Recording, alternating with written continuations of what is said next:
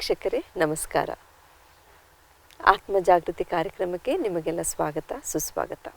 ನಿಮ್ಗೆ ಗೊತ್ತಿರೋ ಹಾಗೆ ನಾವು ಬದಲಾವಣೆ ಇದರ ಸ್ವೀಕರಣೆ ಹೇಗೆ ಅಂತ ಈ ವಿಷಯ ಬಗ್ಗೆ ನಾವು ಚರ್ಚೆ ಮಾಡ್ತಾ ಇದ್ವಿ. ಈ ಚರ್ಚೆಯಲ್ಲಿ ನಮ್ಮ ಜೊತೆ ಭಾಗವಹಿಸ್ತಾ ಇದ್ದವರು ಬ್ರಹ್ಮಕುಮಾರಿ ಪ್ರತಿಭಾ ಅಕ್ಕವರು. ಬನ್ನಿ ಅವರಿಗೆ ಸ್ವಾಗತ ಮಾಡೋಣ. ಬ್ರಹ್ಮಕುಮಾರಿ ಪ್ರತಿಭಾ ಅಕ್ಕವರಿಗೆ ನಮಸ್ಕಾರ, ಸ್ವಾಗತ ಕಾರ್ಯಕ್ರಮಕ್ಕೆ. ಓಂ ಶಾಂತಿ. ಓಂ ಶಾಂತಿ. ಪ್ರತಿಭಾ ಅಕ್ಕವರೇ, ಕೆಲವು ವಿಷಯಗಳನ್ನ ನಾವು ಈ ಹಿಂದಿನ ಸಂಚಿಕೆಯಲ್ಲಿ ಚರ್ಚಿಸಿದ್ವಿ. ಬದಲಾವಣೆ ಸ್ವೀಕರಣೆ, ರಿಸೆಂಟ್ಮೆಂಟಿಂದ ಆಚೆ ಹೇಗೆ ಬರೋದು, ಆಮೇಲೆ ಯಾವುದಕ್ಕೂ ಅಂಟುಕೊಳ್ಳದೇನೆ you have to let go ಅಂತ ಹೇಳಿದ್ರಿ. ಅದ್ರ ಜೊತೆಗೆ ಈ ಬದಲಾವಣೆನ ನಾವು ಯಾವಾಗ ಸ್ವೀಕರಣೆ ಮಾಡ್ತೀವಿ, ಈ ಕೆಲವು ಸಂಚಿಕೆಯಲ್ಲಿ ನಾನು ಹೇಳಿದ್ದೆ, ಕೆಲವು ಬದಲಾವಣೆಗಳು ಜೀವನದಲ್ಲಿ ತುಂಬ ಸಂತೋಷ ತಂದುಕೊಡುತ್ತೆ. ಉದಾಹರಣೆಗೆ ಮದುವೆ ಆಗೋದು. ಮದುವೆ ಆದ ಹೊಸರಲ್ಲಿ ಎಲ್ಲ ಚೆನ್ನಾಗಿರುತ್ತೆ, ನಾವು ಅದನ್ನು ಸ್ವೀಕರಿಸ್ತೀವಿ, ಆ ಬದಲಾವಣೆ ನಮ್ಗೆ ಚೆನ್ನಾಗಿ ಅನಿಸುತ್ತೆ. ಆದರೆ ಬರ್ತಾ ಬರ್ತಾ ಎಲ್ಲೋ ಸಂಬಂಧಗಳಲ್ಲಿ ಸ್ವಲ್ಪ ಬಿರುಕು ಬರುತ್ತೆ.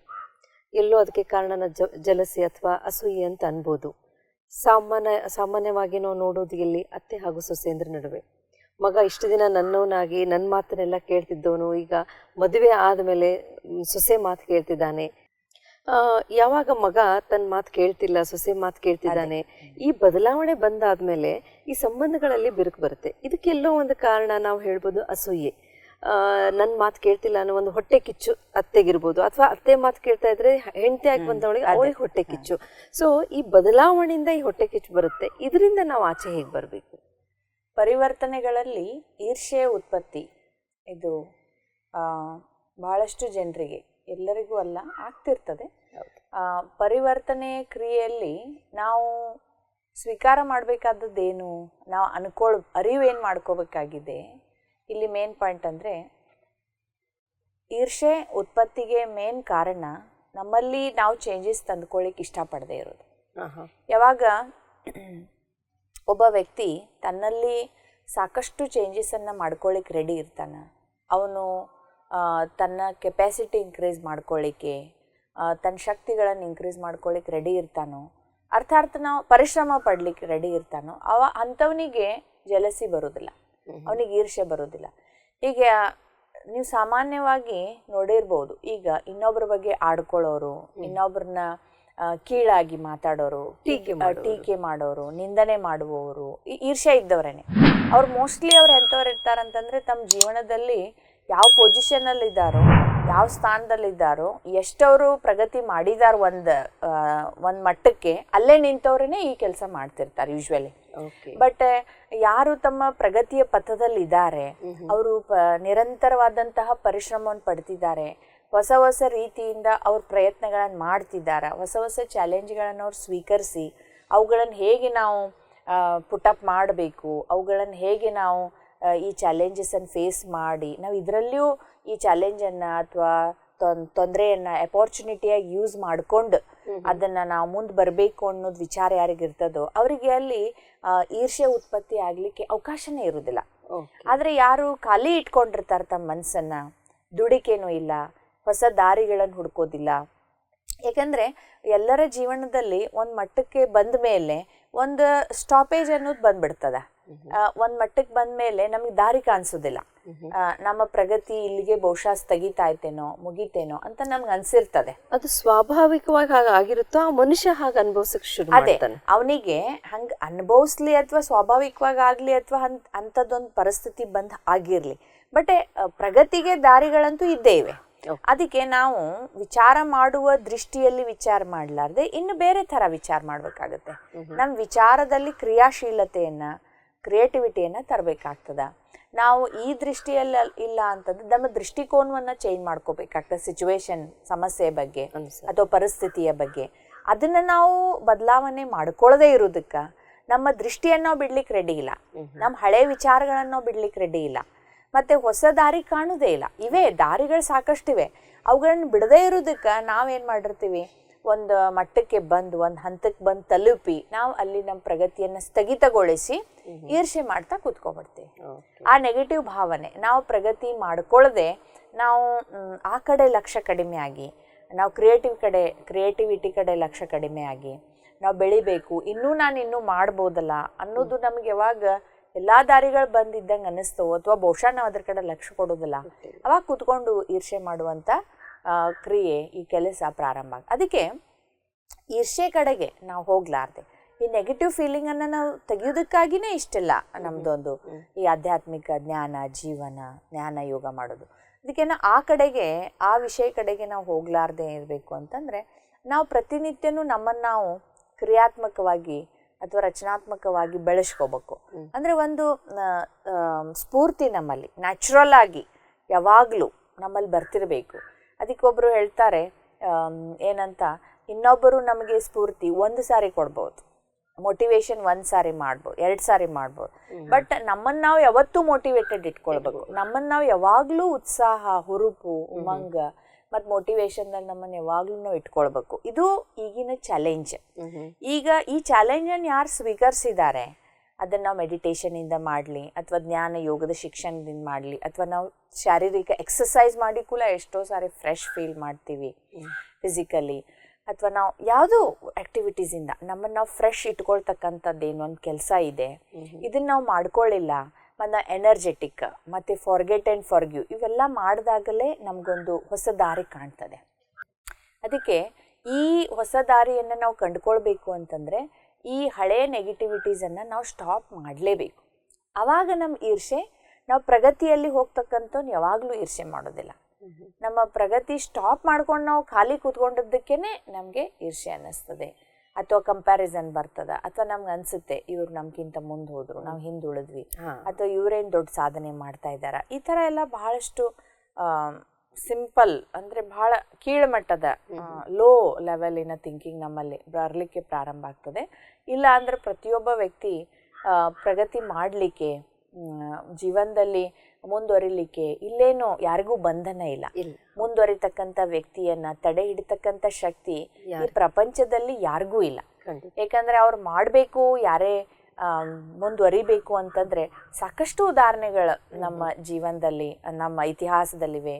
ನಾವು ಎಷ್ಟು ಜನರು ಕೇಳ್ತೀವಿ, ಸ್ಕೂಲ್ ಇಲ್ಲದೆ ಇದ್ದಾಗ ಹೊಳೆಗಳನ್ನು ಈಜಿ ಹೋಗಿ ಬೇರೆ ಕಡೆ ಕಲ್ತರು. ಕೀಳು ಜಾತಿಯಲ್ಲಿ ಹುಟ್ಟಿದವ್ರಿಗೆ ಅವಕಾಶ ಇರಲಿಲ್ಲ ಅಂದ್ರೂ ಕೂಡ ಅವರು ಕೂಡ ಹೇಗೆ ಸ್ಕೂಲ್ ಕಾಲೇಜ್ಗಳಿಗೆ ಹೋಗಿ ಕಲಿತರು. ಎಷ್ಟು ಜನರ ನಾವು ಉದಾಹರಣೆಗಳನ್ನ, ನಿರ್ಬಲವಾಗಿರ್ತಕ್ಕಂಥ ನಾರಿಯರು ಕೂಡ ಶಾರೀರಿಕ ಶಕ್ತಿ ಇಲ್ದಿದ್ರು ಅದನ್ನು ಬೆಳೆಸ್ಕೊಂಡು ಮನೋಬಲದಿಂದ ಹೇಗೆ ಅವರು ಫಿಸಿಕಲ್ ಪ್ರಾಬ್ಲಮ್ಸ್ ಅನ್ನ ಫೇಸ್ ಮಾಡೋದು, ವಾರ್ ಆಗಲಿ ಅಥವಾ ಇನ್ನೇನೇ ಆಗಲಿ ಅಂದಾಗ ನೀವು ಮುಂದುವರಿಯಬೇಕು ಅಂತ ಹೇಳ್ತಾ ಇದ್ದೀರಲ್ಲ, ನಮ್ಮ ವೀಕ್ಷಕರಲ್ಲಿ ಒಂದು ಅನುಮಾನ ಬರಬಹುದು. ಮುಂದುವರಿಯೋದಂದ್ರೆ ಏನು? ಒಂದು ಸ್ಟಡಿನಲ್ಲಿ ಮುಂದೆ ಬರೆಯೋದಿರ್ಬೋದು, ಒಂದು ಕೆಲಸದಲ್ಲಿ ಪ್ರಮೋಷನ್ ಆಗೋದು ಮುಂದೆ ಬರೆಯೋದು. ಈಗ ನಾವು ಗೃಹಿಣಿಯರು ಮನೇಲಿ ಇರ್ತೀವಿ ಅಥವಾ ನಮ್ಗೆ ನಮ್ದೇ ಆದಂತ ಒಂದು ಬೇರೆ ಲೋಕ ಇದೆ, ನಾವು ಇದರಲ್ಲಿ ಮುಂದುವರಿಯೋಣ, ನಮ್ ಮುಂದುವರೆದು ಹೋಗೋದಾದ್ರು ಎಲ್ಲಿಗೆ ಅಂತ ಈ ತರನು ಇರ್ಬೋದು. ಯಾಕಂದ್ರೆ ನಾನು ಒಂದು ಉದಾಹರಣೆ ತಗೊಂಡೆ, ಸೊ ಅದನ್ನ ನಾವು ಹೇಗೆ ಅವ್ರಿಗೆ ಒಂದು ಸಲಹೆಗಳನ್ನ ಕೊಡ್ಬೋದು? ಇಲ್ಲ, ಈಗ ಮುಂದೆ ಹೋಗೋದು ಈರ್ಷೆಯಿಂದ ಹೊರಗೆ ಬರೋದು ಅಂತಂದ್ರೆ, ಈಗ ಒಂದು ಗೃಹಿಣಿಯರಿಗೆ ಅಥವಾ ಒಂದು ಫಿಕ್ಸ್ಡ್ ಎನ್ವೈರ್ಮೆಂಟಲ್ಲಿ ಇದ್ದಂಥ ವ್ಯಕ್ತಿ ಮುಂದುವರಿಯೋದು ಅಂತಂದರೆ ನಾವು ಮಾಡಬೇಕಾದ ಕೆಲಸಗಳು ಇನ್ನೂ ಭಾಳಷ್ಟಿವೆ. ಈಗ ಅಡುಗೆ ಇವೆಲ್ಲ ಫಿಸಿಕಲ್ ಥಿಂಗ್ಸ್ ಏನಿವೆ, ಕ್ಲೀನ್ಲಿನೆಸ್ ಸ್ವಚ್ಛ ಮಾಡೋದಾಗಲಿ ಅಥವಾ ನಮ್ಮ ಮನೆ ಶಿಸ್ತಾಗಲಿ ಡಿಸಿಪ್ಲಿನ್ ಮೇಂಟೈನ್ ಮಾಡೋದು, ಇವು ಫಿಸಿಕಲ್ ಥಿಂಗ್ಸ್ ಇದೆ ಅಂದ್ರೆ ನಾವು ಕೈಕಾಲಿನಿಂದ ಮಾಡುವಂಥ ಕೆಲಸಗಳು. ಆದರೆ ನಾವು ರಿಯಲಿ ಅಂದರೆ ನಿಜವಾಗ್ಲೂ ನಾವೇನು ಒಂದು ಸ್ಪಿರಿಚುವಲ್ ಅಟ್ಮಾಸ್ಫಿಯರ್, ಆಧ್ಯಾತ್ಮಿಕ ವಾತಾವರಣ ನಿರ್ಮಾಣ ಮಾಡಬೇಕು. ಅಥವಾ ಒಂದು ನಾವೇನು ಒಂದು ನಮ್ಮ ಮಕ್ಕಳಿಗೆ ಒಂದು ಸಂಸ್ಕಾರ, ಮನೋಬಲ ತುಂಬತಕ್ಕಂಥ ಸಂಸ್ಕಾರ ಆಗಲಿ, ಧೈರ್ಯ ಪ್ರೇಮದ ಸಂಸ್ಕಾರ ಆಗಲಿ ತುಂಬುದ ಕಡೆ ನಾವು ಗಮನ ಕೊಡಬೇಕಾಗಿ ಅದರಲ್ಲೆಲ್ಲ ನಾವು ಇನ್ನುವರೆಗೂ ಭಾಳ ಹಿಂದಿದ್ದೀವಿ. ಅದಕ್ಕೆ ಮುಂದುವರಿದು ಅಂತಂದರೆ ಒಂದು ವ್ಯಕ್ತಿ ತನ್ನ ಪ್ರತಿಭೆಗಳನ್ನು ಬೆಳೆಸ್ಕೊಳ್ಳೋದಾಗಲಿ ಅಥವಾ ತನ್ನ ವಿಶೇಷತೆಗಳನ್ನು ಬೆಳೆಸ್ಕೊಳ್ಳೋದಾಗ್ಲಿ, ತನ್ನ ಹವ್ಯಾಸಗಳನ್ನು ಬೆಳೆಸ್ಕೊಳ್ಳೋದು, ಇದು ಒಂದು ಇದ್ದೇ ಇರ್ತದ. ಆದ್ರೆ ಅದಲ್ಲದೆ ಸ್ಕೋಪ್ ಬಹಳ ಇದೆ, ವೈಡರ್ ಸ್ಕೋಪ್. ಎದಕ್ಕಿದೆ ಅಂತಂದ್ರೆ ನಾವು ಮನೆಯಲ್ಲಿದ್ದಂಥ ಒಬ್ಬ ವ್ಯಕ್ತಿ ಮನೆಯಲ್ಲಿದ್ದಂಥ ಪ್ರತಿ ಮೆಂಬರಿನಲ್ಲಿ ಪರಿವರ್ತನೆ ತರ್ತಕ್ಕಂಥ ಶಕ್ತಿ ಗೃಹಿಣಿಯಲ್ಲಿ ಇದೆ. ಯಾಕಂದ್ರೆ ನಾವು ಫಸ್ಟ್ ಆ್ಯಂಡ್ ಫಾರ್ಮೋಸ್ಟ್ ಏನಂತಂದ್ರೆ ಒಂದು ಕ್ಲೀನ್ಲಿನೆಸ್ ಮೂಲಕ, ಎರಡನೇದು ಎಲ್ಲರಿಗಿಂತ ದೊಡ್ಡ ಶಕ್ತಿ ಆಹಾರ. ಆಹಾರವನ್ನು ನಾವು ಅಂದರೆ ಇವತ್ತು ನೋಡ್ತಿರಲ್ಲ ನೀವು, ಎಷ್ಟು ಟೆನ್ಷನ್ದಲ್ಲಿ ತಯಾರಿಸ್ತಿರ್ತಾರೆ, ಸಿಟ್ಟಿನಿಂದ ತಯಾರಿಸ್ತಿರ್ತಾರೆ, ನಾನೇ ಮಾಡ್ಬೇಕಂತ ಮಾಡ್ತಿರ್ತಾರೆ. ಇಲ್ಲ ಟಿ ವಿ ಸ್ವಲ್ಪ ನೋಡಿ ಮಧ್ಯದೊಳಗೆ ಮಾಡ್ತಿರ್ತಾರೆ. ಏಕಾಗ್ರತೆಯಿಂದ, ಪ್ರೇಮದಿಂದ ಅಥವಾ ತಾಳ್ಮೆಯಿಂದ ಈ ತರಹ ಇವತ್ತು ಅದು ಸಾಧ್ಯ ಆಗ್ತಾ ಇಲ್ಲ. ಅಂದ್ಮೇಲೆ ಆಹಾರದ ದೋಷಗಳು ಬಹಳ ಆಗ್ತಾ ಇವೆ. ಅಂದ್ರೆ ಎಂತ ಆಹಾರವನ್ನು ನಾವು ಸ್ವೀಕರಿಸ್ತೀವಿ ಅಂತ ಮನಸ್ಸು ನಮ್ದಾಗ್ತದೆ. ಅದಕ್ಕೆ ನಾವು ಮುಂದುವರಿದು ಅಂದ್ರೆ ಟೋಟಲಿ ಒಂದು ಹೋಲಿಸ್ಟಿಕಲಿ ಅಂದ್ರೆ ಓವರ್ ಆಲ್ ಒಬ್ಬ ಗೃಹಿಣಿ ತಗೊಳ್ಬೇಕಾದಂತ ದೊಡ್ಡ ಏನೇನಂತಂದ್ರೆ ನಮ್ಮ ಪರಿವಾರದಲ್ಲಿದ್ದಂತ ಎಲ್ಲ ವ್ಯಕ್ತಿಗಳು ಶಾರೀರಿಕ ಅಷ್ಟೇ ಅಲ್ಲ, ಅದ್ರ ಜೊತೆಗೆ ಮಾನಸಿಕವಾಗಿ ಮತ್ತೆ ಅವರ ಆಧ್ಯಾತ್ಮಿಕವಾಗಿ ಎಲ್ಲ ಸಿಚುವೇಶನ್ಸ್ಗಳನ್ನು ಎಕ್ದಮ್ ಬಂದಂತಹ ಚೇಂಜ್ ಅನ್ನು ಕೂಡ ಅವು ಅತ್ಯಂತ ಸಹಜವಾಗಿ ತನ್ನ ಮನೋಬಲವನ್ನು ಕಳ್ಕೊಳ್ಳಾರ್ದೇನೆ ಖುಷಿಯಿಂದ ಅಥವಾ ಅಟ್ಲೀಸ್ಟ್ ಖುಷಿಯಿಂದ ಇರ್ಲಿಕ್ಕೆ ಸಮಾಧಾನದಿಂದ ಆದ್ರೂ ಅವನು ಎದುರಿಸುವಂತ ತಾಕತ್ ಅವನಲ್ಲಿ ತರುವುದು ಇದು ನನ್ನ ಜವಾಬ್ದಾರಿ ಅಂತ ತಿಳ್ಕೊಂಡ್ರೆ ಎಷ್ಟು ವೈಡ್ ಸ್ಕೋಪ್ ಇದೆ. ಇದು ಆಕ್ಚುಲಿ ಜೀವನ ಪರ್ಯಂತ ಮುಗಿಲಾರ್ದಂಥದ್ದು. ಇಲ್ಲ ಅಂದ್ರೆ ನಾವು ಡಾಕ್ಟರ್ ಆಗೋದು, ಇಂಜಿನಿಯರ್ ಆಗೋದು, PhD ಮಾಡೋದು ಇದೆಲ್ಲ ಒಂದು ಹಂತಕ್ಕೆ ಬಂದ್ಮೇಲೆ ರಿಟೈರ್ಮೆಂಟಿಗೆ ಮುಗಿದು ಹೋಗ್ತದೆ. ಬಟ್ ಇದು ಗೃಹಿಣಿಯರದು ಎಷ್ಟು ವೈಡರ್ ಸ್ಕೋಪ್ ಇದೆ. ಯಾಕಂದ್ರೆ ಫ್ಯಾಮಿಲಿ ಬೆಳೀತಿರ್ತದೆ, ಸಿಚುವೇಶನ್ಸ್ ಬೆಳೀತಿರ್ತಾವ, ಅದು ಇರುತ್ತೆ. ಮತ್ತೆ ಅದೇ ವ್ಯಕ್ತಿಯಲ್ಲೂ ಕೂಡ ಪ್ರತಿನಿತ್ಯ ಬದಲಾವಣೆಗಳು ಬಹಳ ಬರ್ತಿರ್ತಾವ. ಆ ಪ್ರತಿನಿತ್ಯ ಮನೆಯಲ್ಲಿದ್ದಂತ ಎಲ್ಲಾ ವ್ಯಕ್ತಿಗಳನ್ನು ಮೋಟಿವೇಟ್ ಮಾಡಿಡೋದು, ಅವ್ರನ್ನ ಯೂನಿಟಿಯಲ್ಲೇ ಒಗ್ಗಟ್ಟದಲ್ಲಿ ಅವ್ರನ್ನೆಲ್ಲ ಬದುಕಿಸೋದು, ಅವ್ರಿಗೆ ಪರಸ್ಪರ ಎಲ್ಲಾ ಸಿಚುವೇಶನ್ಗಳಲ್ಲೂ ನಾವೇನ್ ಮಾತಾಡಿದ್ವಿ ಲೆಟ್ ಗೋ ಹೇಗ್ ಮಾಡೋದಪ್ಪ, ಹೋಗ್ಲಿ ಬಿಡು ಅಂತ ಹೇಗ್ ಬಿಡಿಸೋದು, ಅವರಿಗೆ ಫರ್ಗ್ಯೂ ಅಂದ್ರೆ ದಯಾ ತೋರ್ಸೋದಾಗ್ಲಿ, ಮರೆಯುವುದಾಗ್ಲಿ, ಅಥವಾ ನಾವು ಫರ್ಗೆಟ್ ಅಂಡ್ ಫರ್ಗ್ಯೂ ಮಾಡೋದಾಗ್ಲಿ, ಇವೆಲ್ಲ ಏನಿವೆ ಇವನ್ನೆಲ್ಲ ಕಲಿಸ್ಲಿಕ್ಕೆ ಒಂದ್ ಜೀವನ ಸಾಲದು. ನಾನು ಇನ್ನೂ ಬಹಳಷ್ಟು ಕಲಿಸ್ಬೋದಿತ್ತು, ಇನ್ನೂ ಬಹಳಷ್ಟು ನನ್ನ ಕೈಯಲ್ಲಿತ್ತು. ನನ್ನ ಮನೆ ಒಂದು ವಾತಾವರಣವನ್ನ, ಎನ್ವೈರ್ಮೆಂಟ್ ಅನ್ನ ನಾನು ಬಹಳ ಚೆನ್ನಾಗಿ ಕ್ರಿಯೇಟ್ ಮಾಡ್ಬೋದಾಗಿತ್ತು ಅನ್ನೋದು ಈ ಕೊರತೆ ಮಾಡದೆ ಹೋದ್ರೆ ಗೃಹಿಣಿಯರಲ್ಲೂ ಕೂಡ ಉಳ್ಕೊಂಡೇ ಬಿಡ್ತದೆ. ಯಾಕಂದ್ರೆ ಮನೆ ಮೊದಲು ಪಾಠಶಾಲೆ, ತಾಯಿ ಮೊದಲನೇ ಗುರು. ಓಕೆ, ನೀವು ಆಹಾರ ಅಂತ ಹೇಳಿದ್ರಿ. ಆಹಾರ ಅಂದಮೇಲೆ ನನಗೆ ಇನ್ನೊಂದು ವಿಷಯ ಜ್ಞಾಪಕಕ್ಕೆ ಬಂತು. ಅಡುಗೆ ಮಾಡಬೇಕಾದ್ರೆ ಈ ಮುಂಚೆ ನಾವು ಕೆಲವು ಸಮಯದಲ್ಲಿ ನಾವು ಡಿಸ್ಕಸ್ ಮಾಡಿದ್ವಿ, ಅಡುಗೆ ಮಾಡಬೇಕಾದ್ರೆ ಗೃಹಿಣಿ ಮನೋಭಾವನೆ ಹೇಗಿರಬೇಕು, ಅವಳ ಆಲೋಚನೆಗಳು ಶಾಂತವಾಗಿರ್ಬೇಕು, ಇಲ್ಲ ಶಾಂತವಾಗಿರು, ಪ್ರೀತಿಯಿಂದ ಮಾಡಬೇಕು ಅಂತೆಲ್ಲ ನೀವು ಹೇಳಿದ್ರಿ. ಈಗ ಅಡುಗೆ ಮಾಡೋದು ಹೋಗ್ಲಿ, ಊಟನ ಆಚೆಯಿಂದ ತರುವಂತ ಒಂದು ವ್ಯವಸ್ಥೆ ಬದಲಾವಣೆ ನಮ್ಮ ದೇಶದಲ್ಲಿ ಆಗ್ತಾ ಇದೆ. ಬೇರೆ ದೇಶಗಳಲ್ಲಿ ಇದು ತುಂಬಾ ದಿನದಿಂದ ಇತ್ತು, ಮನೇಲಿ ಅಡಿಗೆ ಮಾಡಲ್ಲ, ಆಚೆ ರೆಸ್ಟೋರೆಂಟ್ ಹೋಗಿ. ಆದ್ರೆ ಈಗ ಒಂದು ಮಗು ತಾಯಿಗೆ ಊಟ ಬೇಕು ಅಂತ ಕೇಳಿದಾಗ ನಾವು ಆಡ್ ನಲ್ಲಿ ನೋಡ್ತೀವಿ, ಆ ತಾಯಿ ಮಗುವಿನ ತರಾನೇ ಆಟ ಆಡ್ಕೊಂಡು ಊಟನ ಆಚೆಯಿಂದ ತರಿಸೋಣ ಅಂತ ಹೇಳ್ತಾಳೆ. ಈ ಬದಲಾವಣೆ ನಮ್ಮ ಜೀವನದಲ್ಲಿ ಎಷ್ಟು ಪ್ರಭಾವ ಬೀರ್ತಾ ಇದೆ ಆಕ್ಚುಲಿ. ಯಾಕೆಂದ್ರೆ ಮನೆಯಲ್ಲಿ ತಾಯಿ ಅಥವಾ ಅಜ್ಜಿ ಯಾರೇ, ಈಗ ಅಣ್ಣಂದಿರೂ ಅಡುಗೆ ಮಾಡ್ತಾರಂತ ಇಟ್ಕೊಳ್ಳೋಣ, ಪುರುಷರು ಕೂಡ. ಈಗ ನಾವು ಮನೆಯಲ್ಲಿ ಮಾಡುವಾಗ ಅದನ್ನ ಮೊದಲನೇದಾಗಿ ಕ್ಲೀನ್ಲಿನೆಸ್ ಬಹಳ ಸ್ವಚ್ಛತೆಯಿಂದ, ಮತ್ತೆ ಎರಡನೇದಾಗಿ ನನ್ನ ಮಕ್ಕಳು ಬರ್ತಾರೆ ಅಥವಾ ಮೊಮ್ಮಕ್ಕಳು ಬರ್ತಾರೆ ಅಥವಾ ನಮ್ಮ ಮನೆಯವರು ಬಂದು ಊಟ ಮಾಡ್ತಾರೆ, ನನ್ನ ಫ್ರೆಂಡ್ಸ್ ಬರ್ತಾರೆ, ನಾವು ಯಾರಿಗಾಗಿ ಅಡುಗೆ ಮಾಡ್ತಿರ್ತೀವಿ ಬಹಳ ಪ್ರೀತಿಯಿಂದ ನಾವು ಮಾಡ್ತೀವಿ, ಬಹಳ ಸಮಾಧಾನದಿಂದ ಮಾಡ್ತೀವಿ. ಮತ್ತೆ ಆ ಆಹಾರದ ಮೇಲೆ ನಮ್ಮ ದೃಷ್ಟಿ ಬಿದ್ದಿರ್ತದೆ. ಮತ್ತು ಆ ಆಹಾರ ನಾವು ನಮ್ಮ ಕೈಯಿಂದ ನಮ್ಮ ವೈಬ್ರೇಷನ್ಸ್, ಪ್ರೇಮ, ದಯಾ, ಕರುಣೆ, ಹೃದಯದಿಂದ ತುಂಬಿಕೊಂಡಿರ್ತಕ್ಕಂತಹ ಇದರಿಂದ ನಾವು ಆ ಕೈಯಿಂದ ಟಚ್ ಮಾಡಿ ನಮ್ಮ ವೈಬ್ರೇಷನ್ಸ್ ಅದಕ್ಕೆ ಕೊಡ್ತೀವಿ, ನಮ್ಮ ದೃಷ್ಟಿಯಿಂದ, ನಮ್ಮ ಕೈಯಿಂದ. ಅದೆಲ್ಲ ಆ ಆಹಾರ ಸ್ವೀಕಾರ ಮಾಡಿರ್ತದೆ. ಆದರೆ ಹೊರಗಡೆ ನಾವು ಏನು ಆಹಾರವನ್ನು ಖರೀದಿಸ್ತೀವಿ, ಆ ಆಹಾರದಲ್ಲಿ ನಾವು ಈ ಆಹಾರ ತಯಾರು ಮಾಡಿದ್ಮೇಲೆ ನಮ್ಮ ಕೊಂಡ್ಕೊಂಡು ಹೋಗ್ತಕ್ಕಂಥ ಗ್ರಾಹಕರಿಂದ ನಮಗಿಷ್ಟು ದುಡ್ಡು ಬರುತ್ತೆ ಅಂತ ಈ ವಿಚಾರ ಕಮರ್ಷಿಯಲೈಸೇಷನ್ ಅಂತ. ಅದಕ್ಕೆ ಆ ಒಂದು ವ್ಯಾಪಾರ ಮನೋಭಾವನೆಯಿಂದ ತಯಾರು ಮಾಡಿರ್ತಕ್ಕಂಥ ಅಡುಗೆ ಏನಿದೆಯಲ್ಲ, ಅದರಲ್ಲಿ ವ್ಯಾಪಾರನೇ ತುಂಬಿಕೊಂಡಿರ್ತದ. ಅಂದ್ರೆ ಇದನ್ನ ತಗೊಂಡು ಹೋದವರು ಇಷ್ಟು ದುಡ್ಡು ಕೊಡ್ತಾರೆ, ನಾನು ಇಷ್ಟು ಗಳಿಕೆ ಮಾಡ್ತೇನೆ.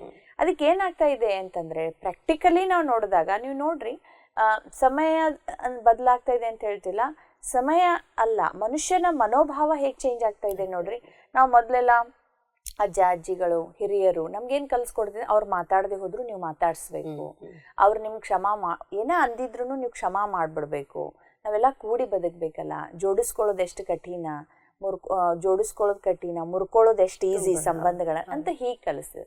ಈಗ ಹೇಗಿದೆ ಅಂದರೆ ನಾವು ಈ ಕಮರ್ಷಿಯಲ್ ಬುದ್ಧಿಯಿಂದ, ವ್ಯಾಪಾರಿ ಬುದ್ಧಿಯಿಂದ ತಯಾರು ಮಾಡಿರೋ ಬ್ರೆಡ್, ಬಿಸ್ಕಿಟು, ಪ್ರತಿನಿತ್ಯ ಬೇಕರಿ ಐಟಮ್ಸು ಎಲ್ಲ, ಪಿಜ್ಜಾ, ಬರ್ಗರ್ ತಿಂದು ನಮ್ಮ ಬುದ್ಧಿ ಮತ್ತು ನಮ್ಮ ಪಾಲಕರ ಬುದ್ಧಿ ಹೇಗಾಗ್ಬಿಟ್ಟಿದೆ ಅಂತಂದರೆ, ಅವ್ರು ಮಾತಾಡ್ಸಿದ್ರೆ ಅಂದ್ರೆ ನೀನು ಯಾಕೆ ಮಾತಾಡಿಸ್ತಿ, ಅವ್ರ ಜೊತೆಗೆ ನಮಗೇನು ಕೆಲಸ, ಮತ್ತು ಅವ್ರು ಹಂಗೆ ಮಾಡ್ತಾರಂದ್ರೆ ಅವ್ರನ್ನ ಬಿಟ್ಬಿಡ್ಬೇಕಲ್ಲ ಅವ್ರ ಜೊತೆಗೆ ನಮ್ಗೇನ್ ಸಂಬಂಧ ಅಂದ್ರೆ ನಮ್ಗೇನಿದೆ ಅಂತಂದ್ರೆ ನಮ್ಗೆ ಅವರಿಂದ ಏನಾದ್ರೂ ಜಾಬ್ ಫೇವರ್ ಇದ್ರ, ನೌಕರಿಗೆ ಏನಾದ್ರೂ ಉಪಯೋಗ ಆಗ್ತಿದ್ರೆ, ಪ್ರಮೋಷನ್ಗೆ ಉಪಯೋಗ ಆಗ್ತಿದ್ರೆ, ಲಾಭದ ದೃಷ್ಟಿ, ಒಟ್ಟಾರೆ ನಮ್ಗೆ ಏನಾದ್ರೂ ಆ ವ್ಯಕ್ತಿಯಿಂದ ಏನಾದ್ರೂ ಉಪಯೋಗ ಇತ್ತಂದ್ರ, ಲಾಭ ಇತ್ತಂದ್ರೆ, ಅವ್ರನ್ನ ಮಹಿಮೆ ಮಾಡ್ತಿದ್ರ, ಏನಾದ್ರೂ ಒಟ್ಟಾರೆ ಅವ್ರಿಂದ ಬರ್ತಿತ್ತಂದ್ರೆ ಮಾತ್ರ ನಾವು ಆಕ್ಚುಲಿ ಬರಬೇಕು.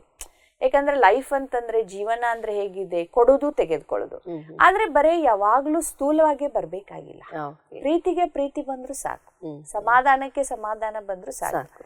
ಈಗ ನಾವು ವ್ಯವಹಾರ ಮಾಡುವಾಗ ನಾನ್ ನಿಮಗೊಂದು ತಿಂಡಿ ಕೊಟ್ಟೆ ಅಥವಾ ನಾನ್ ನಿಮ್ಗೊಂದು ಬನ್ರಿ ಕೂಡ್ರಿ ಅಂತ ಹೇಳಿದಾಗ ನೀವೂನು ನಿಮ್ಮ ಮನೆಗೆ ಕರಿಬೇಕು ಅಂತೇನು ಅವಶ್ಯಕತೆ ಇಲ್ಲ. ನೀವು ನನಗೆ ವಾಪಸ್ ವಸ್ತುವಿನ ರೂಪದಲ್ಲೇ ಅದನ್ನ ಕೊಡ್ಬೇಕು, ರಿಟರ್ನ್ ಮಾಡ್ಬೇಕಂತಿಲ್ಲ. ಆದ್ರೆ ಅದ್ರ ಬದಲಾಗಿ ನಿಮ್ಮ ಹೃದಯದಲ್ಲಿ ಬಂದಂತ ಕೃತಜ್ಞತೆಯ ಭಾವ, ಆಮೇಲೆ ನಿಮ್ಮ ಹೃದಯದಲ್ಲಿ ಉತ್ಪತ್ತಿಯಾಗಿರ್ತಕ್ಕಂಥ ಪ್ರೇಮ ಭಾವ, ಇವೇನು ಇದೆ, ಇವು ಕೂಡ ಅದನ್ನ ತೆಗೆದುಕೊಳ್ಳುವಂತ ಒಂದು ಇದನ್ನ ಕಳ್ಕೊಂಡ್ಬಿಟ್ಟಿವಿ ನಾವು.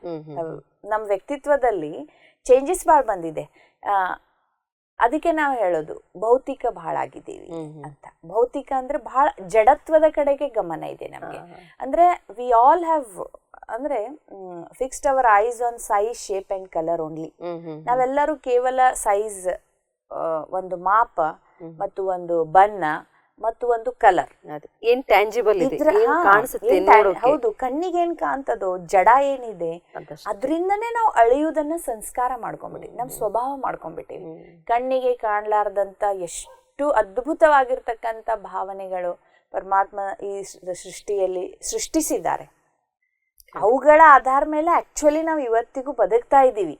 ಬಟ್ ಅವುಗಳನ್ನ ನಾವು ಕಮ್ಯುನಿಕೇಟ್ ಮಾಡಿ ಒಂದು ನಾನ್ ವರ್ಬಲ್ ಕಮ್ಯುನಿಕೇಶನ್ ಇಂದ ನಾವು ಕಣ್ಣಿಟ್ಟೆ ನೋಡುದಿಲ್ಲ ಇವತ್ತು. ನಾವು ಕಣ್ಣಿಟ್ಟು ನೋಡ್ಲಿಕ್ಕೆ ನಮ್ ಟೈಮೇ ಇಲ್ಲ. ನಾವು ಒಬ್ಬರು ವೈಬ್ರೇಷನ್ ಅನ್ನ ಇನ್ನೊಬ್ರು ಕ್ಯಾಚ್ ಮಾಡ್ಲಿಕ್ಕೆ ನಮ್ ಟೈಮೇ ಇಲ್ಲ. ಅದಕ್ಕೆ ಟೈಮ್ ಇಲ್ಲ ಅಂದ್ರೆ ಗಮನ ಕೊಟ್ಟಿಲ್ಲ, ಅದ್ರ ಮಹತ್ವನೂ ಗೊತ್ತಿಲ್ಲ ಅಂತ ಹೇಳಿನೇ ನಾವು ಅದ್ರ ಇಂಟ್ರೆಸ್ಟ್ ಇಲ್ಲ. ಯಾಕಂದ್ರೆ ಒಂದ್ಸಾರಿ ನಮ್ಗೆ ಸಿಗ್ತಾ ಇದೆ ಅಂತ ಗೊತ್ತಾದ್ರೆ ಮನುಷ್ಯನಿಗೆ ಅದ್ರ ಬಗ್ಗೆ ಕುತೂಹಲ ಕ್ರಿಯೇಟ್ ಆಗ್ತದೆ. ಅದಕ್ಕೆ ಈ ರೀತಿ ಆಗಿರೋದ್ರಿಂದ ಆಹಾರ ಇಷ್ಟರ ಮಟ್ಟಿಗೆ ನಮ್ಮನ್ನ ಜಡತ್ವಕ್ಕೆ ಒಯ್ತಾ ಇದೆ ಅಂತ. ಯಾಕಂದ್ರೆ ನಮ್ದು ವ್ಯಾಪಾರ ಅಲ್ಲ, ಈ ಜಗತ್ತು ವ್ಯಾಪಾರ ಅಲ್ಲ. ಈ ಜಗತ್ತಿನಲ್ಲಿ ಯಾವ್ದು ವ್ಯಾಪಾರ ಆಗಬಾರದು. ಆಕ್ಚುಲಿ ವ್ಯಾಪಾರ ಅನ್ನೋದು ಒಂದ್ ಸಮಯದಲ್ಲಿ ಇರ್ಲೇ ಇಲ್ಲ. ಇವನ್ ವ್ಯಾಪಾರ ಕೂಡ ಬಾರ್ಟರ್ ಸಿಸ್ಟಮ್ ಇತ್ತು. ಅಂದ್ರೆ ವಸ್ತುಗಳ ಎಕ್ಸ್ಚೇಂಜ್ ಇತ್ತು. ಒಂದ್ ವಸ್ತು ನನ್ ಕಡೆ ಇದ್ದದ್ ನಿಮಗ್ ಕೊಟ್ಟು, ನೀವು ನಿಮ್ ಕಡೆ ಇದ್ದದ್ ಒಂದ್ ವಸ್ತು ನನಗ್ ಕೊಡೋದು. ಆದ್ರೆ ಇದು ಯಾವಾಗ ನಾವು ಸಿಕ್ಕಾಕೊಂಡೇವಿ ಜಡತ್ವದಲ್ಲಿ, ಭೌತಿಕತೆಯಲ್ಲಿ, ಈ ಸೈಜ್ ಅಂಡ್ ಶೇಪ್ ಕಲರ್ನಾಗ, ಅದಕ್ಕೆ ಈ ಲೆವೆಲಿಗೆ ನಾವು ಬಂದಿವಿ. ಬಟ್ ಅದಕ್ಕೆ ನಾವೇನ್ ಇದನ್ನ ಮಾತಾಡಿದ್ವಿ, ಆಹಾರ ಬಹಳ ಕೆಲಸ ಮಾಡ್ತಾರೆ, ಬಹಳಷ್ಟು ಆಹಾರ. ಯಾಕಂದ್ರೆ ಒಳಗ್ ಬಿದ್ದಂತ, ಹೊಟ್ಟೆಯಲ್ಲಿ ಹೋದಂತ ಆಹಾರ ರಕ್ತಗತವಾಗಿ ಅದ್ರ ಜೊತೆ ಆಹಾರದ ಜೊತೆಗೆ ವಿಚಾರ ನಮ್ಮ ಮನಸ್ಸಿಗೆ, ನಮ್ಮ ಪ್ರಚೋದನೆ ಚೇಂಜ್ ಮಾಡ್ಬೋದು ಅಂತ ಹೇಳ್ತೀರಾ? ಚೇಂಜ್ ಮಾಡ್ತಾರೆ. ಸರಿ. ಈಗ ಈ ಬದಲಾವಣೆ ಜೊತೆಗೆ ಅನೇಕ ಸಾರಿ ಕಂಪ್ಯಾರಿಸನ್ ಕೂಡ ಬಂದ್ಬಿಡುತ್ತೆ. ಹೋಲಿಸಿ ಮಾತಾಡೋದು, ಹೋಲಿಸಿ ನೋಡೋದು, ಹೋಲಿಸಿ ಅಳೆಯೋದು. ಒಂದು ಉದಾಹರಣೆ ಕೊಡಬೇಕು ಅಂತಂದ್ರೆ, ಒಂದು ಮಗು ಇದೆ ಈಗಾಗಲೇ, ಇನ್ನೊಂದು ಮಗುವಿಗೆ ಒಂದು ತಾಯಿ ಜನ್ಮ ಕೊಡ್ತಾರೆ. ಒಳ್ಳೆ ಬದಲಾವಣೆ, ಎಲ್ಲರಿಗೂ ಸಂತೋಷ ಅಲ್ವಾ? ಸೊ ಆ ಒಂದು ಪರಿಸ್ಥಿತಿನಲ್ಲಿ ಎಲ್ಲರಲ್ಲೂ ಒಂದು ಬದಲಾವಣೆ ಬಂತು. ಒಂದು ಮಗುವಿಗೆ ಒಂದು ತಮ್ಮನೋ ತಂಗಿನೋ ಬಂತು, ಒಂದು ತಾಯಿಗೆ ಇನ್ನೊಂದು ಮಗು ಬಂತು, ಒಂದು ಮನೆಯಲ್ಲಿ ಈ ತರ ಬದಲಾವಣೆ ಬಂದಾಗ ಅಲ್ಲಿ ಸಾಕಷ್ಟು ಕಂಪ್ಯಾರಿಸನ್ ಶುರು ಆಗುತ್ತೆ. ಒಂದನೇ ಮಗು ಕೂಡ ತೊಂದರೆ ಆಗುತ್ತೆ, ತಾಯಿಗೂ ಆಗುತ್ತೆ, ಸಂಬಂಧಿಕರಲ್ಲೂ ಆಗುತ್ತೆ. ಸೊ ಇದನ್ನೆಲ್ಲ ನಾವು ಹೇಗೆ ಹ್ಯಾಂಡಲ್ ಮಾಡಬೇಕು? ಉದಾಹರಣೆಗೆ ಆ ಸಣ್ಣ ಮಗು, ಒಂದನೇ ಮಗು, ಆ ಮಗುವಿಗೆ ಸಾಕಷ್ಟು ಅದು ಜಲಸಿ ಇರ್ಬೋದು, ಅದಕ್ಕೆ ಅರ್ಥನೂ ಆಗಿರೋದಿಲ್ಲ. ಅಲ್ಲಿ ಕರ್ಮ ಏನ್ ರೋಲ್ ಪ್ಲೇ ಮಾಡುತ್ತೆ ಅಲ್ವಾ? ಅದಕ್ಕೆ ಬಂದಂತ ಬದಲಾವಣೆಗೆ ಅಲ್ಲಿ ಕರ್ಮ ಏನ್ ರೋಲ್ ಪ್ಲೇ ಮಾಡುತ್ತೆ? ಅಥವಾ ಆ ಮಗುವಿಗೆ ಇಷ್ಟು ದಿನ ಇಲ್ಲದೆ ಇರೋ ಜಲಸಿ ಬಂದ್ಬಿಡುತ್ತೆ. ಇದಕ್ಕೆಲ್ಲ ಏನ್ ಕಾರಣ? ಇಲ್ಲ, ಇದಕ್ಕೇನ್ ಕಾರಣ ಆಗ್ತದಂತಂದ್ರೆ, ಇಂಥ ಬದಲಾವಣೆಗಳನ್ನ ಯಾವಾಗ್ಲೂ ಬದಲಾವಣೆಗಳು, ಚೇಂಜಸ್ ಬಂದ ತಕ್ಷಣ ಸಪೋರ್ಟಿವ್ ಸಿಸ್ಟಮ್ ಬೇಕಾಗ್ತದೆ. ಒಂದು ಫ್ಯಾಮಿಲಿ ಸಿಸ್ಟಮ್. ಅದರಲ್ಲಿ ಫ್ಯಾಮಿಲಿಯಲ್ಲಿ ಇದ್ದಂಥವ್ರಲ್ಲಿ ಬಹಳಷ್ಟು ಮೆಚುರಿಟಿ, ಬಹಳಷ್ಟು ತಿಳುವಳಿಕೆ ಮತ್ತು ಅನುಭವಸ್ಥರು ಇದ್ದಾಗ ಇಂಥ ಒಂದು ಸಿಚುವೇಶನ್ ಕ್ರಿಯೇಟ್ ಆಗೋದು ಬಹಳ ಕಡಿಮೆ. ಯಾಕಂದ್ರೆ ಇವೆಲ್ಲ ಅತ್ಯಂತ ಸೂಕ್ಷ್ಮ ಮನೋಸ್ಥಿತಿ ಇವತ್ತು ಸೂಕ್ಷ್ಮ ಆಗಿರೋದ್ರಿಂದ ಸಿಚುವೇಶನ್ಸನ್ನು ಸೂಕ್ಷ್ಮವಾಗಿ ಹ್ಯಾಂಡಲ್ ಮಾಡುವವರು ಅನುಭವಸ್ಥರೇ ಇರ್ತಾರೆ. ಅದಕ್ಕೆ ಒಂದು ಹೊಸದಾಗಿ ಒಬ್ಬ ವ್ಯಕ್ತಿ ಬಂದ ಮೇಲೆ ಇನ್ನೊಬ್ಬರಿಗೆ ಮೊದಲಿದ್ದವ್ರಿಗೆ ಕಂಪ್ಯಾರಿಸನ್ ಬಂತು, ಒಂದು ಮಗುವಿಗೋ ಅಥವಾ ಇನ್ನೊಂದು ವ್ಯಕ್ತಿಗೋ, ಆವಾಗ ಹೋಲಿಕೆ ಮಾಡಲಿಕ್ಕೆ ಯಾವಾಗ ಪ್ರಾರಂಭ ಆಗ್ತದೆ ಅಂತಂದರೆ ಆ ವ್ಯಕ್ತಿಯ ಬದಲಾಗಿ ಇನ್ನೊಂದು ವ್ಯಕ್ತಿಯನ್ನು ಉಪಯೋಗಿಸಿದಾಗ. ಆ ವ್ಯಕ್ತಿಯನ್ನು ನಾವು ರಿಪ್ಲೇಸ್ ಮಾಡಲಾರ್ದೆ ಆ ವ್ಯಕ್ತಿಯ ಅಥವಾ ಆ ಮಗುವಿನ ಇಂಪಾರ್ಟೆನ್ಸ್ ಅದಕ್ಕೆ ಮೊದಲೇನಿತ್ತು ಅದಕ್ಕೆ ಯೂಸ್ ಮಾಡಿ ಇನ್ನೊಂದು ವ್ಯಕ್ತಿಯನ್ನ ಅವ್ರ ಕೆಲಸ ಕೆಪಾಸಿಟಿ ಅದನ್ನ ನಾವು ನಿರ್ದಿಷ್ಟಪಡಿಸಿದೀವಿ ಅಂತಂದ್ರೆ, ನಿಖರವಾಗಿ ನಾವು ನಿರ್ದಿಷ್ಟಪಡಿಸ್ತೀವಿ, ಅದನ್ನೊಂದು ಗುರ್ತು ಮಾಡಿದೀವಿ ಅಂತಂದ್ರೆ ಅವಾಗ ಕಂಪ್ಯಾರಿಸನ್ಗೆ ಅವಕಾಶ ಬರೋದಿಲ್ಲ. ಬಟ್ ನಮ್ಮ ಮನೋವೃತ್ತಿ ಹೇಗಾಗಿದೆ ಇವತ್ತು ಅಂತಂದ್ರೆ, ನಾವು ಅಷ್ಟು ಸೂಕ್ಷ್ಮವಾಗಿ, ಅಷ್ಟು ತಾಳ್ಮೆಯಿಂದ, ಅಷ್ಟು ಮೆಚೂರಿಟಿಯಿಂದ ನಾವು ಇವತ್ತು ಬಿಹೇವ್ ಮಾಡೋದಿಲ್ಲ. ಇವತ್ತು ಸಮಾಜದಲ್ಲಿ ನಮ್ಗೆ ವಿ ಆರ್ ವೆರಿ ಅಂದ್ರೆ want to do work very fast, ಅಂದ್ರೆ ಫಾಸ್ಟ್ ಕಂಪ್ಲೀಟ್ ಮಾಡ್ಕೋ. ಫಾಸ್ಟ್ ಲೈಫ್ದಲ್ಲಿ ಏನಾಗ್ಬಿಡ್ತದೆ ಅಂತಂದ್ರೆ ನಾವು ಇವೆಲ್ಲ ಸೂಕ್ಷ್ಮ ವಿಷಯ ಕಡೆ ಗಮನ ಕೊಡೋದಿಲ್ಲ. ಬಟ್ ಇವೇ ಸೂಕ್ಷ್ಮ ವಿಷಯಗಳು ನಾಳೆ ದೊಡ್ಡದಾಗಿರ್ತಕ್ಕಂಥ ಸಮಸ್ಯೆಯನ್ನ ಕ್ರಿಯೇಟ್ ಮಾಡ್ತಾವನ್ನೋದು ಕೂಡ ನಮ್ಗೆ ಅಷ್ಟು ಗಮನ ಇರೋದಿಲ್ಲ. ಫಾಸ್ಟ್ ಹೋಗೋದ್ರಲ್ಲಿ ನಾವು ಮುಂದೆ ಒಂದು ಸಮಸ್ಯೆಯನ್ನ ತಯಾರು ಮಾಡ್ಕೊಳ್ತಾ ಇದ್ದೀವಿ ಅನ್ನೋದು ನಮ್ಮ ಗಮನಕ್ಕೆ ಬಂದ್ರೆ ನಾವು ಎಲ್ಲಿ ಸ್ಟಾರ್ಟಿಂಗ್ದಿಂದನೇ ಆರಂಭದಿಂದನೇ ನಾವು ಅದನ್ನ ಆ ಭಾವನೆ ಬರಲಾರ್ದಂಗೆ ನಾವು ಸಮಾಧಾನದಿಂದ ನಮಗೆ ದಾರಿ ಅಂತೂ ನಮಗೇ ಗೊತ್ತಾಗ್ತದೆ. ಅದಕ್ಕೆ ಈ ಪ್ರಪಂಚದ ಒಂದು ಅದ್ಭುತ ಏನು ವಿಷಯ ಅಂತಂದ್ರೆ ಇಲ್ಲೆಲ್ಲರೂ ಯುನೀಕ್ ಇದ್ದಾರೆ. ಪ್ರತಿಯೊಬ್ಬ ವ್ಯಕ್ತಿ ಇನ್ನೊಬ್ಬ ವ್ಯಕ್ತಿಗಿಂತ ಭಿನ್ನ ಇದ್ದಾನೆ. ಎಲ್ಲರೂ ಅನುಪಮ. ಎಲ್ಲರೂ ಅನುಪಮ ಅಂದಾಗ ಯಾವ ವ್ಯಕ್ತಿನೂ ಯಾವ ವ್ಯಕ್ತಿಯನ್ನ ರಿಪ್ಲೇಸ್ ಮಾಡ್ಲಿಕ್ಕೆ ಆಗುದಿಲ್ಲ. ಆ ಸ್ಥಾನ ಯಾರು ಆ ವ್ಯಕ್ತಿಯ ಸ್ಥಾನ ಇನ್ನೊಬ್ರು ಪಡ್ಕೊಳಿಕ್ ಸಾಧ್ಯನೇ ಇಲ್ಲ. ಅಂದಾಗ ನಾವು ಆ ವ್ಯಕ್ತಿಯ ವ್ಯಕ್ತಿತ್ವದ ಅನುಸಾರ ಅವನ ಕರ್ಮ ಆಗ್ಲಿ ಅಥವಾ ಅವನದೇನು ಕಾರ್ಯ ಇದೆ, ಒಂದು ಕಾರ್ಯದ ಕ್ಷೇತ್ರ ಇದೆ, ಅದು ಫಿಕ್ಸೇ ಇರ್ತದ. ಯಾಕಂದ್ರೆ ಅವನ ಹತ್ರ ಇದ್ದದ್ದು ಯಾರು ಮಾಡ್ಲಿಕ್ಕೆ ಸಾಧ್ಯ ಇಲ್ಲ. ಅವನ ವಿಶೇಷತೆಗಳು, ಅವನ ವ್ಯಕ್ತಿತ್ವ ಅದು ಯಾರಿಗೂ ಬರೋದೇ ಇಲ್ಲ. ಅದಕ್ಕೆ ನಾವು ಕೂಡ ಅದ್ ಇಂಪಾರ್ಟೆನ್ಸ್ ಕೊಡ್ಬೇಕಾಗ್ತದೆ. ಅದು ಅವನಿಗೆ ಗೊತ್ತಿರ್ತದ. ಬಟ್ ನಾವ್ ಅದನ್ನ ಇಂಪಾರ್ಟೆನ್ಸ್ ಅದ್ರ ಇಂಪಾರ್ಟೆನ್ಸ್ ಅನ್ನ ತೋರಿಸ್ಬೇಕಾಗ್ತದೆ. ಯಾಕಂದ್ರೆ ನಮ್ಗೆ ಆ ವ್ಯಕ್ತಿತ್ವದಲ್ಲಿ ಸಾತ್ವಿಕತೆ ಇಲ್ಲ ಅಥವಾ ಮಾರಲ್ ಮಸಲ್ ಅವ್ರಿಗಿಲ್ಲ, ಅದನ್ನ ಸ್ವೀಕರಿಸುವಷ್ಟು ಶಕ್ತಿ ಇಲ್ಲ ಅವರಿಗೆ. ನಾವು ಮುಂದೆ ಹೋಗಿ ನಮ್ಮ ಮಹತ್ವ ಗೊತ್ತಾಗ್ತದೆ ಅಥವಾ ಅನ್ನುವಷ್ಟು ತಿಳುವಳಿಕೆ ಅವ್ರಿಗೆ ಇಲ್ಲದೆ ಇದ್ದಾಗ ಕಂಪ್ಯಾರಿಸನ್ ಅಲ್ಲಿ ಅಥವಾ ಹೋಲಿಕೆಯಲ್ಲಿ ಉತ್ಪತ್ತಿ ಆಗ್ತದ. ಯಾಕಂದ್ರೆ ಕಂಪ್ಯಾರಿಸನ್ ನೆಕ್ಸ್ಟ್ ಸ್ಟೆಪ್ಪೇನೆ ಈರ್ಷೆ ಆಗ್ಬೋದು, ಅಥವಾ ಈರ್ಷೆನೇ ಆಗ್ತದಂತಲ್ಲ, ಯಾವಾಗ್ಲೂ ಕೆಲವು ಸಾರಿ ನಿರಾಶೆ ಆಗ್ತದ, ಕೆಲವು ಸಾರಿ ದುಃಖ ಆಗ್ತದೆ, ಕೆಲವು ಸಾರಿ ಮನುಷ್ಯ ಬಹಳ ಲೋ ಫೀಲಿಂಗ್ನಾಗ ಹೋಗ್ಬಿಡ್ತಾನೆ, ಲೋ ಸೆಲ್ಫ್ ಎಸ್ಟೀಮ್ನಾಗ ಹೋಗ್ತಾನ. ಅದಕ್ಕೆ ಇವು ಆಗ್ತದೆ ಅಂತ ವ್ಯಕ್ತಿತ್ವ ಗುರುತಿಸುವಂತ ಮೆಚೂರ್ಡ್ ವ್ಯಕ್ತಿಗಳಲ್ಲಿ ಇದ್ದಾಗ ಅದನ್ನ ಆ ಇಂಪಾರ್ಟೆನ್ಸ್ ನಾವು ಅವರಿಗೆ ಕೊಡ್ತಾ ಇದ್ದೀವಿ ಅಂತಂದ್ರೆ ಅವ್ರ ಈಗೋ ಬೆಳಿಲಾರ್ದಂಗೆ. ಮತ್ತೆ ಅವರಿಗೆ ಇನ್ನೊಂದೇನು ನಾವು ಅಂತ ಪರ್ಸನಾಲಿಟೀಸ್ ಇದ್ದಾಗ ಏನು ತಿಳಿಸ್ಕೊಡ್ಬೇಕಾಗ್ತದಂದ್ರೆ, ನಿಮ್ಮದು ಹೇಗೆ ಒಂದು ವ್ಯಕ್ತಿತ್ವ ಇದೆ, ಇವ್ರದ್ದು ಹಾಗೆ ಇದೆ, ಹೊಸದೊಂದು ಏನು ಬಂದಿದೆ ಅದರದ್ದು ಇದೆ, ನಿನ್ನ ಪಾತ್ರ, ಅವ್ರ ಪಾತ್ರ, ನಿಂದ ಇಂಪಾರ್ಟೆನ್ಸ್, ಅವ್ರ ಇಂಪಾರ್ಟೆನ್ಸ್ ಅಂತ ಈ ರೀತಿ ನಾವು ಭಾಳ ಮೆಚೂರ್ಡ್ ವೇನಾಗ ಭಾಳ ತಿಳುವಳಿಕೆಯಿಂದ ನಾವು ಡೀಲ್ ಮಾಡಿದ್ದೆ ಆದ್ರೆ ಅದು ಆ ರೀತಿ ಆಗೋದಿಲ್ಲ. ಮತ್ತೆ ಇನ್ನೊಂದು ಏನಿದೆ, ಈ ಪ್ರಪಂಚದ ಇನ್ನೊಂದು ಸತ್ಯ, ಈಗಿನ ಸಮಯದ ಇನ್ನೊಂದು ಸತ್ಯ ಏನು ಅಂತಂದ್ರೆ, ನಾವು ಯಾರು ಸರ್ವಗುಣ ಸಂಪನ್ನರಲ್ಲ, ಸರ್ವ ಕಲೆಗಳಿಂದ ಪರಿಪೂರ್ಣರಲ್ಲ. ಅದಕ್ಕೆ ಕಂಪ್ಯಾರಿಸನ್ ಮಾಡ್ಕೊಳ್ಬಾರ್ದು ಅನ್ನೋ ತಿಳುವಳಿಕೆ ನಮ್ಮಲ್ಲಿಯೂ ಒಂದು ಇದು ಬರ್ತದೆ. ಯಾಕೆ ವಿಚಾರ ಬರಬೇಕು. ಯಾಕಂದ್ರೆ ಅವರು ಮಾಡಿರೋದನ್ನ ನಾವು ಮಾಡ್ಲಿಕ್ಕೆ ಆಗುದಿಲ್ಲ, ಅಥವಾ ನಾವು ಮಾಡಿರೋದನ್ನು ಕೂಡ ಅವ್ರು ಮಾಡ್ಲಿಕ್ಕೆ ಎಂದಿಗೂ ಸಾಧ್ಯ ಆಗುದಿಲ್ಲ. ಅದಕ್ಕೆ ಹೋಲಿಕೆ ಮಾಡ್ಕೊಳ್ಳೋದು ಅಂತಂದ್ರೆ ನಮ್ಮ ಬೆಲೆ ನಾವೇ ಕಡಿಮೆ ಮಾಡ್ಕೊಳ್ಳೋದು.